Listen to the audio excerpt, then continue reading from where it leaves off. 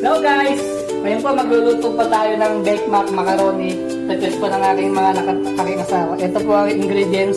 Macaroni, easy milk cheese, bell pepper, white onion, garlic, ground beef, hot dog, and Italian style pasta sauce. Yan po. Ito po gamit ko, olive oil. Ayan po natin uminit ang mantika. Ayan, magigisa na po tayo ng onion. Mix na po natin hanggang sa maging malambot. Diyan tinagit po. Ito natin ang bawang.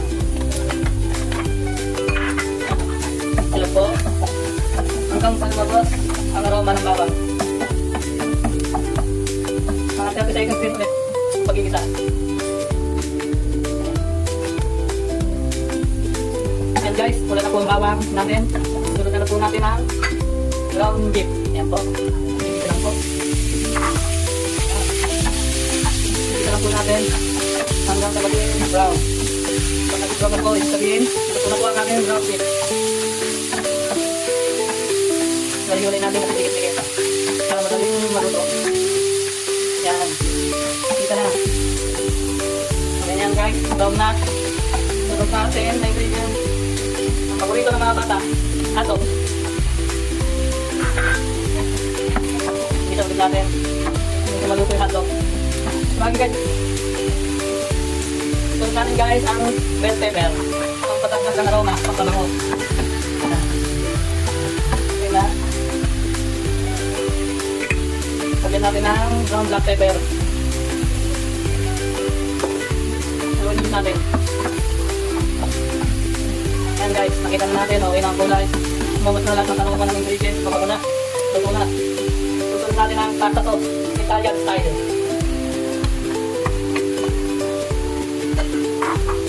Mix na natin.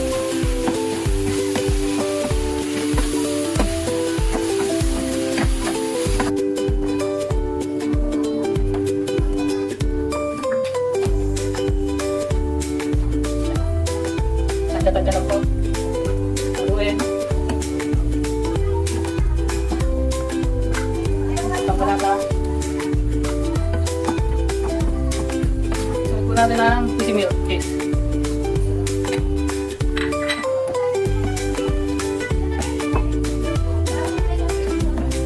Lalo pa ngayon.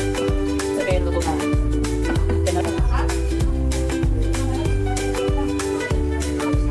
Guys, nakikita nyo. Ito pa yung easy milk cheese natin. Sarap na yan guys. Ito, gusto naman. Ito pala yung macaroni na nilagaw ko kanina na pinakita sa inyo. Ay, ahalo ko lang dito sa sauce.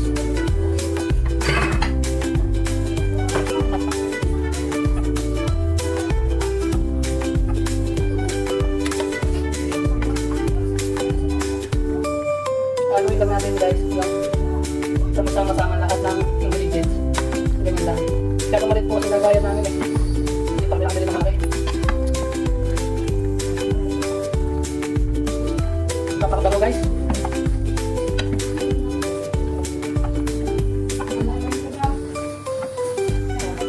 Natin sa lagayan. Baking pan. Ang bango guys.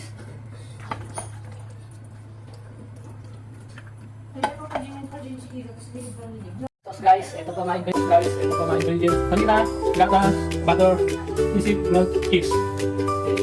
Natin minute. Ano po yung matoy para din sunog yung butter. Ayan natin malusaw yung butter. Ano, may inalang po yung kapin natin guys ha. So that's guys, butter, flour. Kain muna natin yung natin po. Mix na natin hanggang mag-combine yung dalawang ingredients. Pag kulang pa ng harina guys, pwede nyo magdagan. Ngayon sunod natin yung gatas. Kaya gusto natin hanggang sa mag-boil po sila. Nakakita natin type 2 ng white sauce po natin. Lagyan po natin ng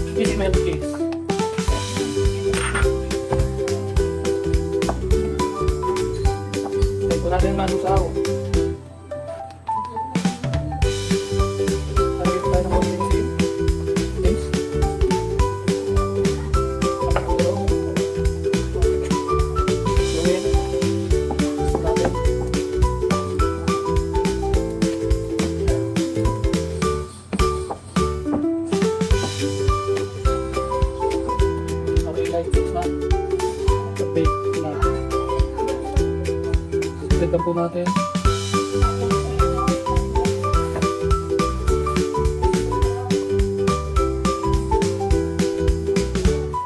So, wala mozzarella cheese.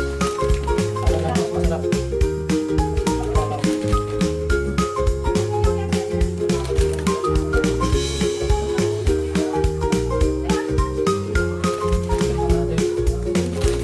Kaya po natin sa oven.